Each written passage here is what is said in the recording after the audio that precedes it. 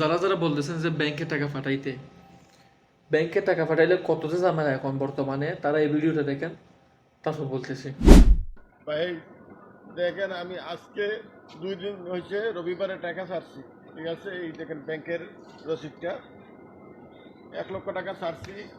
আমার মেয়ের বিয়া, কিন্তু না, না, ব্যাংকে না, না। টাকা উড়াতে গেছে ভাই। ব্যাংকে 20,000 টাকা দিছে আর বাকি টাকা দিতেছে না।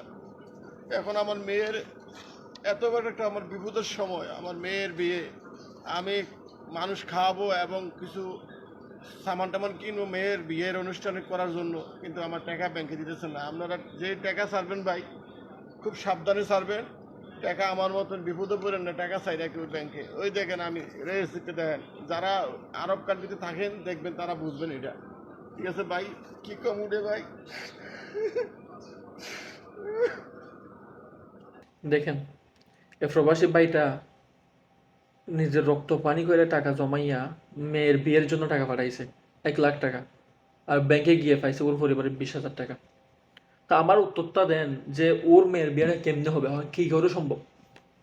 মানুষটা কাইন্দে দিছে, ডাইরেক্ট কাইন্দে দিছে। একজন মানুষ কতটা অসহায় হইলে এরকম কান্না করতে পারে?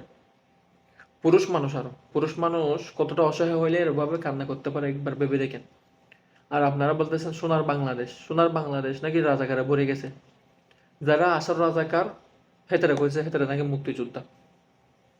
কোথায় যাইতাম এই দুঃখ নিয়ে, কোথায় যাইতাম? বাংলাদেশে জন্মগ্রহণ করাটাই ভুল হয়েছে আমাদের। আর আঙ্গ প্রবাসীতে তো মানিজ্য কিছু দেয় না। আর যখন রেমিটেন্স কমে দেয়, তখন আব্বা আব্বা আব্বা আব্বা করে দাঁড়া দাঁড়িয়ে এসে এসে প্লেট নিয়ে।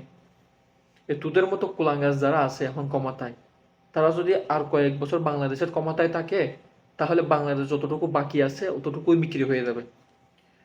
সারা বিশ্ব এখন জানতেছে আস্তে আস্তে বাংলাদেশ কি জিনিস আর বাংলাদেশের রাজনৈতিক দুরবস্থা কেমন। সামনে সতর্ক, সবাই ভালো হয়ে যায়। আর আঙ্গুল প্রবাসীদেরকে এখন কই যে ব্যাংকে ট্যাঙ্কে এখন ট্রাস্ট করার সময় নেই। যে কোনো প্রকারের হুন্ডি হোক, বিকাশ হোক, একটা নির্ভরযোগ্য মানুষ দিয়ে টাকাটা পাঠান। তারপরে এই ব্যাংকের ভুল কাম জিন্দগিতে করবেন না। গত কয়েকদিন আগে আমি একটা নিউজ দেখছি, সেখানেও একই অবস্থা। ব্যাংকে নাকি টাকা পাঠাইছে ওর সন্তানে, বাবা গিয়ে দেখতেছে ব্যাংকে নাকি টাকা নেই। ম্যানেজারে কয় ব্যাংকে টাকা নেই। এটা কোনো কথা হইল নি? বাংলাদেশ হচ্ছে এমনি চুরি, চুর চারটায় ভরে গেছে। সেখানে বাংলাদেশের রেমিটেন্স দেখলে তো ওদের আরো মুখ চোখ বড় বড় হয়ে যায়। তোদের মতো বিকারীরা কয়েকদিন পরে প্লেট নিয়ে দাঁড়াদাঁড়ি ঘুরবে প্রবাসীর। ধৈর্য ধর তোরা, শয়তানের কুলাঙ্গাররা, দুর্নীতিবাজ।